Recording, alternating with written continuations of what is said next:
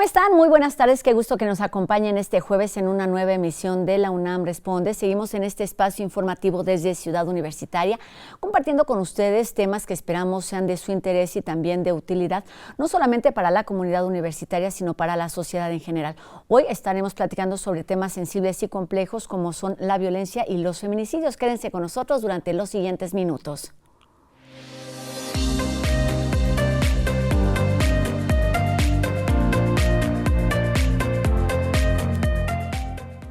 La violencia hacia las mujeres es un problema constante en nuestro país y en el mundo que lastima el tejido social.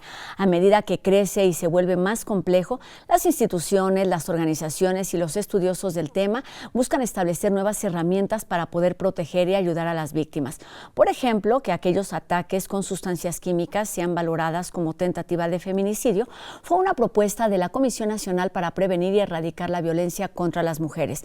Para que nos platique a profundidad sobre este grave problema, saludamos el día de hoy aquí en la UNAM Responde a la doctora en Ciencias Sociales, Fabiola Alanís Sámano, quien es la Comisionada Nacional para Prevenir y Erradicar la Violencia contra las Mujeres, el CONAVIM. ¿Cómo estás, comisionada? Muy buenas tardes y un gusto que estés con nosotros aquí en la UNAM Responde. Muchas gracias por la oportunidad, Rosy. Te agradezco la invitación para esta, que es nuestra casa de estudios en este espacio tan importante y en un tema que es central y que nos afecta como sociedad y que nos compromete como sociedad, pero primeramente, por supuesto, a las instituciones responsables de garantizar la seguridad y la vida de las mujeres. Hay muchas maneras, como bien nos dice, la violencia, los feminicidios están presentes no solamente en las noticias, sino en las sociedades, en las familias, y esto se vuelve un tema para atender y para visibilizar desde muy distintas perspectivas. Platícanos para comenzar, ¿cuál es la función que hace exactamente el CONAVIM en este sentido? Sí, la Comisión Nacional para Prevenir y Erradicar la Violencia en contra de las Mujeres es la institución responsable de articular los esfuerzos entre las diferentes instancias y niveles de gobierno y incluso los poderes autónomos para prevenir, atender, sancionar y erradicar la violencia en contra de las mujeres, las violencias en contra de las mujeres y las niñas, y lo que hemos sintetizado que podemos conocer a través de la Ley General de Acceso a las Mujeres a una Vida Libre de Violencia, lo que es la violencia feminicida, desde los micromachismos, desde las, digamos, primeras muestras de violencia de cualquier tipo en contra de las mujeres, hasta la violencia extrema expresada en los feminicidios, pasando por las nuevas modalidades de violencia en esta época moderna, reciente, del desarrollo de la ciencia y la tecnología, que implica, por ejemplo, la violencia cibernética y la trata de personas, etcétera. Entonces, es de conjunto el número de violencias que afectan a las mujeres por el hecho de ser mujeres. Lo dices muy bien a manera de introducción, pero platícanos exactamente cuáles son los factores que determinan que una muerte de mujer sea considerada tal cual como feminicidio. Sí, esta es una discusión, digamos, relativamente reciente, a partir de el resolutivo vinculado a los asesinatos de las mujeres en Ciudad Juárez y toda, digamos, esta sentencia mejor conocida como Campo Algodonero, que sentó las bases para que la sociedad y el Estado mexicano reconocieran que existen determinadas conductas y determinadas violencias que afectan a las mujeres por el hecho de ser mujeres.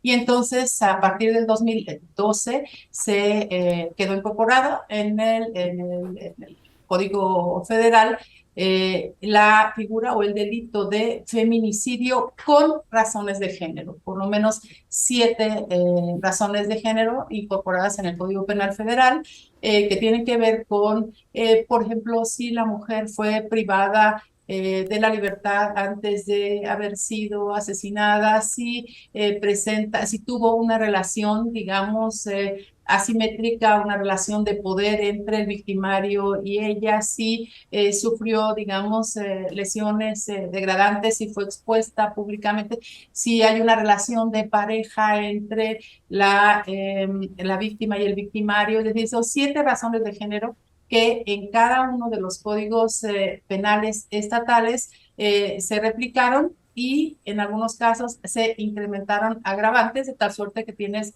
códigos penales estatales que pueden contener hasta 9 o 10 razones de género que llevan, de acuerdo también a la sentencia de la Suprema Corte de Justicia de la Nación, a que las autoridades, particularmente las áreas de procuración y partición de justicia, consideren el asesinato de una mujer en principio como un feminicidio. Es decir, que toda muerte violenta de una mujer se inicie en su investigación como un feminicidio. Y esa es una batalla permanente que estamos dando desde el 2012, pero que en el 2018 del 2018 para acá, ya con la administración del presidente Andrés Manuel López Obrador, hemos estado insistiendo permanentemente en todas las áreas de procuración y partición de justicia, particularmente las fiscalías responsables de la investigación de estos delitos, para que sean iniciadas como feminicidio y no al revés, porque en la mayoría de los casos se inicia como un homicidio, ¿no?, de una mujer, como así se inicia la investigación, y si hay necesidad se reclasifica. Entonces nosotros decimos no, es un feminicidio, y después, si la investigación te dice otra cosa, entonces lo reclasificas. No sucedió, por ejemplo, en el doloroso, monstruoso, terrible caso de Luz Raquel en Zapopan, en donde nosotros fuimos con la fiscalía, con el fiscal. Yo personalmente me reuní con él, tuve una reunión como de 2 horas y le expuse lo que desde nuestra perspectiva y lo que está señalado digamos, en las leyes, reglamentos, protocolos, que se trataba de un feminicidio y que había que investigarlo como tal. Además dimos, ¿no?, información sobre antecedentes de violencia que había denunciado ella misma. Entonces, Sí, claro. este es un trabajo cotidiano que hay que hacer. Cada caso parece distinto, cada caso parece llamar la atención por una situación lamentable que va creciendo, que va aumentando. ¿Cuáles son esos factores, cuál es ese contexto, cuáles son esos antecedentes que nos han llevado a la situación actual en donde se habla de hasta 10 feminicidios al día en nuestro país, comisionada? Sí, son desafortunadamente 10 feminicidios cada día, de los cuales por lo menos 2, depende, digamos, la circunstancia, son feminicidios infantiles, hay que decirlo, de menores de 17 años. Hemos estado insistiendo permanentemente en la necesidad de, primero, reconocer que existe este fenómeno, que esa es la diferencia con respecto al pasado. Ahora no ocultamos las cifras, ahora decimos que hay un fenómeno que hay que atender, ahora decimos que están matando a las mujeres por el hecho de ser mujeres, y hay que eh, reconocerlo y actuar. Y entonces venimos históricamente de un comportamiento en el que en el último trienio del presidente Peña se multiplicaron hasta en 50% el número de feminicidios, de tal suerte que estamos nosotros del 2018 para acá en una tendencia descendiente. Hemos logrado contener que ya no crezca. Si hubiera seguido creciendo como la tendencia que tenía con el expresidente Peña, estaríamos hablando de 13 hasta 15 feminicidios todos los días. Lo que logramos fue contener, y del 2018 para acá nosotros pensamos que en el 2022 podemos llegar a 9 diarios, uno solo es un emplazamiento, uno solo, digamos, nos interpela como sociedad. Sin embargo, estamos en esa tendencia descendiente. Ahora, lo que yo digo con mucha convicción es que tenemos que identificar a las mujeres cuya vida está en riesgo para que no ocurran los feminicidios. O sea, no solamente la prevención, que de suyo ya es importante desde el área de educación, de cultura, de mejorar la capacidad de ingreso, de posición laboral de las mujeres, que las coloque, digamos, en una situación, digamos, de empoderamiento tal que les permita visibilizar cuando están viviendo alguna situación de violencia. Eso es muy importante. Pero también es importante, en términos prácticos, realizar tamizajes adecuados para tener claro cuando la vida de una mujer está en riesgo. Tú, Rosy, en una entrevista, y ojalá podamos hacer ese ejercicio en algún momento, en una entrevista de 5 minutos, tú puedes identificar claramente cuando la vida de esa mujer está en riesgo. ¿Quién hace esa detección? Las agencias del Ministerio Público pueden hacerlo, deberían hacerlo en su conjunto. Las instancias de las mujeres que atienden todos los días, ¿no?, estos episodios de violencia, los hospitales, las clínicas de salud, en donde llegan mujeres, lo decías al principio en la introducción, que fueron quemadas con ácido, que a las que se les aventó agua hirviendo, a las que se les aventó algún líquido que puso en riesgo su vida. Y ahí, es decir, hay una tentativa de feminicidio. Hay un feminicidio en grado de tentativa por el solo hecho de haber agredido de esa manera a esa mujer, y hay que actuar. Y esto, claro, ha sido reconocido pues debido a las situaciones mismas. Hablabas de este reconocimiento que se da en las políticas y en la forma de nombrar, que ha sido también la respuesta o el resultado del trabajo, de las marchas, de las manifestaciones, de las mujeres, de los movimientos, lo que ha sucedido durante los últimos movimientos en fechas como el 8 de marzo. Se trata de visibilizar, pero también se trata un poco de gritar, de exigir justicia por todo eso que no se ha hecho o que no se ha hecho bien durante muchísimos años y que nos tiene en esas circunstancias. Y un tema fundamental durante los últimos años ha sido también el de la justicia, que me parece que más bien tendría que ser el de la impunidad. Aunque sean reconocidos, aunque los hechos estén ahí presentes, aunque las mujeres ya no estén en sus casas, ya no estén con sus familias, la justicia no está haciendo su trabajo en este sentido. ¿Qué papel ocupa la impunidad para que se sigan aumentando los casos de violencia en nuestro país, comisionada? Es central esta pregunta, que te agradezco, porque el presidente de la República habla todos los días de la necesidad de erradicar la corrupción y la impunidad.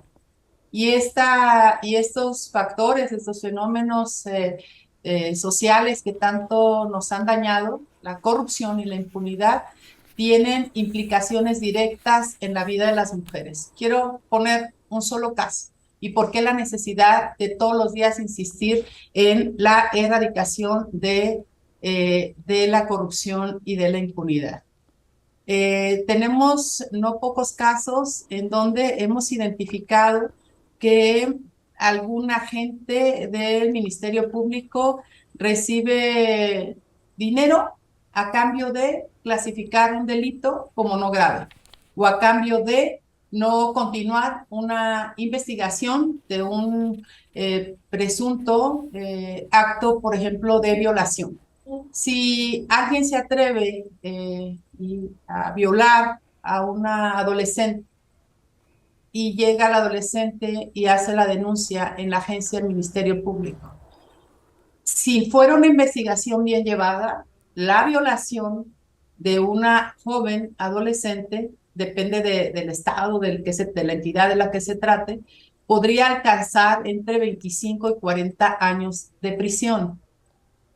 Si se hiciera una investigación con base en principios éticos de transparencia y de responsabilidad y de actuación correcta de las autoridades. Desde tu lugar, justo eso, desde tu lugar, desde el lugar que ocupas, ¿cuáles son las estrategias, cuáles son las alternativas que se deben implementar, no las que se pueden implementar?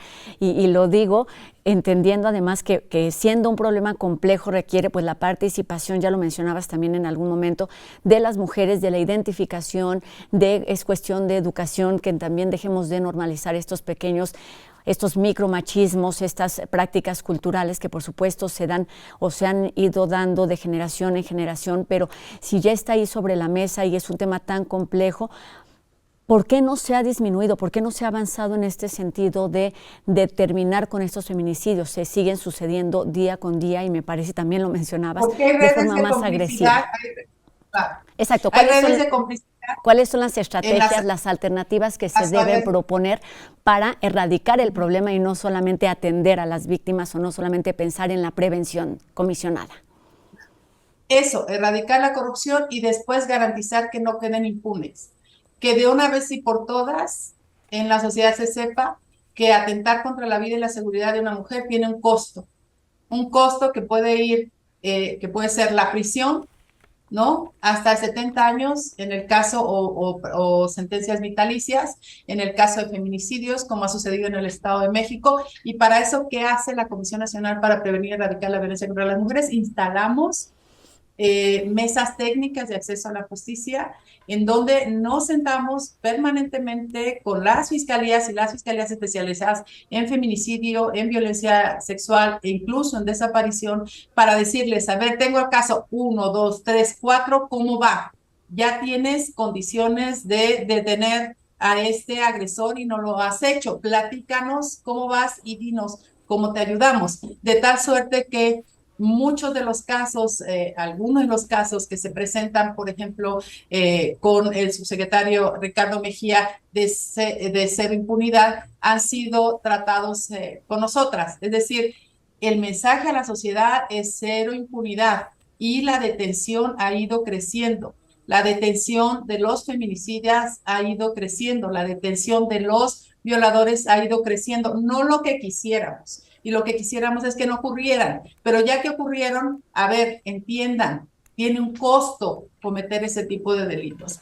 Y entonces en Sonora, en Oaxaca, en Quintana Roo, en la Ciudad de México, por supuesto, ha crecido el número de detenciones de victimarios y de personas que han cometido feminicidios o que han violado o que han golpeado a las mujeres en Por cualquier supuesto circunstancia. que quisiéramos que estos hechos no sucedieran más, y mencionabas algo importante hace unos minutitos, comisionada, y es cómo, por supuesto, la detención, la impunidad son temas pendientes y les toca, vamos, a otros sectores de la sociedad, pero me gustaría que para ir terminando esta entrevista nos ayudaras a poner sobre la mesa estos factores, estos temas que deben ser reconocidos como señal de alerta, como señal de alarma para prevenir que la violencia siga creciendo.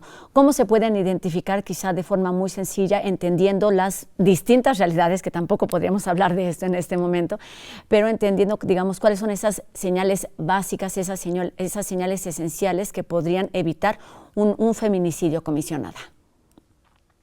Sí, identificar a tiempo, por ejemplo, los celos. Los celos generan en muchos casos, y lo hemos visto analizando feminicidios, los celos son muy peligrosos. Hay que identificar cuando estamos viviendo una situación en donde, por ejemplo, te controlan el celular, a ver, enséñame a quién le llamaste, con quién te vas a encontrar, a dónde vas a ir, a qué horas vas a llegar, con quién estabas hablando, tu compañero de trabajo, qué relación tiene contigo, etcétera. O sea, entender que los celos generan o pueden generar situaciones de violencia extrema. Los golpes que pueden empezar con un codazo, con un aventón, hasta llegar a las patadas y los golpes contundentes en contra de las mujeres. La violencia psicológica, la agresión a las mujeres verbal, que puede ser tan letal como una agresión física. No sirves, estás gorda, bajar la autoestima, dependes de mí económicamente, te voy a quitar a los hijos, sin mí no eres nadie. O sea, identificar esas conductas. Y algo central, cuando un hombre se atreve a amenazar a una mujer de matarla, lo más probable es que la mate. Así están las estadísticas. Entonces, aquellas mujeres que recibieron amenazas verbales de que las van a matar, cuidado, necesitan pedir apoyo, no necesitan denunciar para ser atendidas. Desde la CONAVIM, nosotras tenemos la responsabilidad de programas como los refugios para mujeres que viven violencia extrema, los apoyos en atención, prevención, etcétera. Entonces, que las mujeres sepan que no están solas, que las violencias no distinguen condición social, económica, cultural, de raza, de credo, etcétera.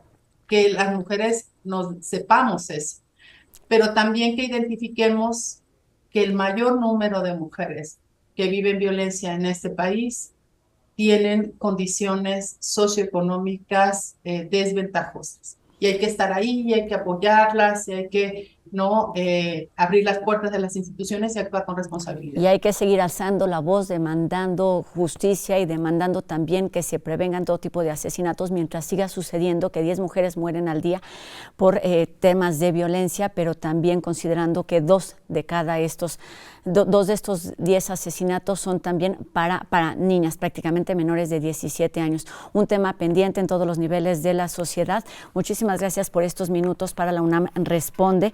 Doctora Fabiola Alanís Sámano, comisionada nacional para prevenir y erradicar la violencia contra las mujeres, el CONAVIM. Muchísimas gracias y buenas tardes, comisionada. Gracias por la oportunidad y saludos a toda nuestra querida comunidad universitaria. Un saludo. Y bueno, de esta violencia focalizada hacia las mujeres, nos vamos ahora a hablar de la violencia y la inseguridad generalizada en el país. Jacobo Dayan nos presenta enseguida un panorama de las reflexiones recientes que ha hecho el gobierno mexicano al respecto. Buenas tardes. El presidente de la República continúa con su narrativa épica e ideológica, más preocupado por su lugar en la historia que por gobernar. En días recientes realizó un análisis de la inseguridad. Se manifiesta agradado con los territorios controlados por un grupo criminal fuerte y recurre al eufemismo perverso de se matan entre ellos allí donde hay varios grupos en confrontación. Su estrategia es que para pacificar se necesitan fuerzas reales, no el Estado, mediante su predominio. Esta estrategia demanda el derramamiento de más y más sangre, entregar a la población a la extorsión, el cobro de piso, la trata, el desplazamiento forzado y el secuestro, además de entregar territorios a la explotación ilegal. Nada de esto le importa. Su objetivo es que haya fuerzas reales, criminales, que dominen territorios. El gobierno abdicó de su obligación primaria, que es garantizar la seguridad. Buenas tardes. En contraste, la cultura y el arte siempre serán un espacio que nos permitan tener esperanza e identidad. Vamos enseguida con Eitan Cruz, quien nos habla sobre la cultura pop y el intercambio recíproco entre los jóvenes y este tipo de manifestaciones.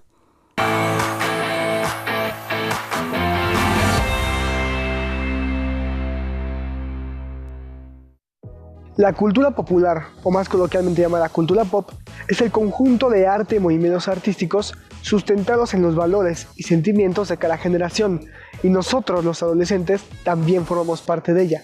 ¿Cómo influye en nosotros? En cada comunidad existen ciertas formas de comportamiento, costumbres o manifestaciones culturales como danzas, historias orales o escritas, canciones, pinturas o rituales religiosos que se convierten en tradiciones y hay que transmitir como un patrimonio. La cultura pop es un movimiento que surge a mediados del siglo XX, en oposición a la cultura oficial elitista, que solo incluía a las clases sociales altas. Una de sus cualidades más especiales es que reconoce las formas de mentalidad que caracterizan a los sectores populares de cualquier sitio. Un ejemplo de esto es el programa Chespirito, que entró en los hogares mexicanos, marcó la infancia de millones de familias mexicanas y latinoamericanas en general. Sus personajes se convirtieron en héroes de la infancia de muchos. Las frases son icónicas también. De que me queda muy poco tiempo de vida, cabrón. Bueno, pero eso le pasa a todos los viejitos. Pues yo estaré viejito, pero tú eres un muerto de hambre. Pero a mí se me quita comiendo. El destino de la cultura pop es que sea consumida por una gran cantidad de personas que de algún modo se identifican con la música, películas, libros, frases y más. Por lo tanto, formamos parte de la cultura pop, ya que por medio de ella adquirimos una identidad que nos aporta valores, comportamientos, convicciones o ideologías. Además, algo increíble de la cultura pop es que hoy en día, especialmente nosotros los adolescentes, podemos enriquecerla. Muchos jóvenes talentosos pueden publicar su arte, pasión y gustos por ciertos temas a través del internet y las redes sociales, para no ser solo observadores. Por lo tanto, ¿en qué te gustaría contribuir para conformar nuestra cultura popular?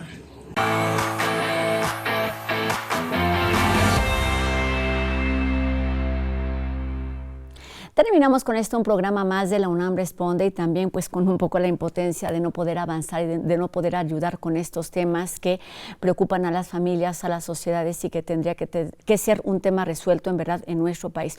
Temas de violencia, de feminicidios en los que todos tendríamos que participar quizás un poquito más. Les recordamos que nuestras vías de comunicación están abiertas en todo momento para que nos hagan llegar sus dudas y sus comentarios y sigamos haciendo juntos este programa. Los esperamos mañana en una nueva emisión de la UNAM Responde, por supuesto, por TV UNAM. Adiós.